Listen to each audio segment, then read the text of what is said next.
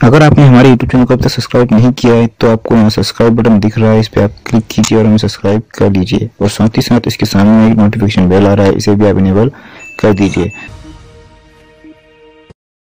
शिरपूरच्या बापना परिवाराने जालन्यात पार पाडला आदर्श विवाह सोहळा। अलीकडे लग्न म्हटलं की हुंडा, खानपान, पाहुण्यांची सरबराई, फटाक्यांची आतषबाजी, भव्य मिरवणूक असा जल्लोष डोळ्यासमोर उभा राहतो।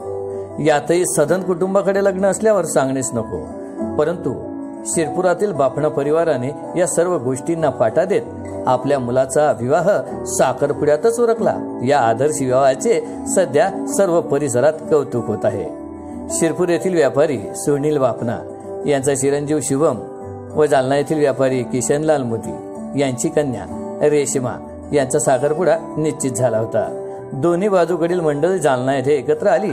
यावेळी दोघा कुटुंबियांमध्ये चर्चा होऊन कुठलीही वायफळ खर्च न करता साखरपुड्यातच विवाह लावण्याचा निर्णय घेण्यात आला आणि हा आदर्श विवाह सोहळा पार पडला।